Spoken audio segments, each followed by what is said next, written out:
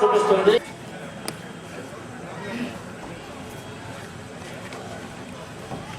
సారికి రామచంద్ర గారి సోదరుడు శ్రీ మురళకృష్ణ గారిని కూడా వేదిక మీద రావాల్సిందిగా ఆహ్వానిస్తున్నాను. రండి సార్ మురళకృష్ణ గారు.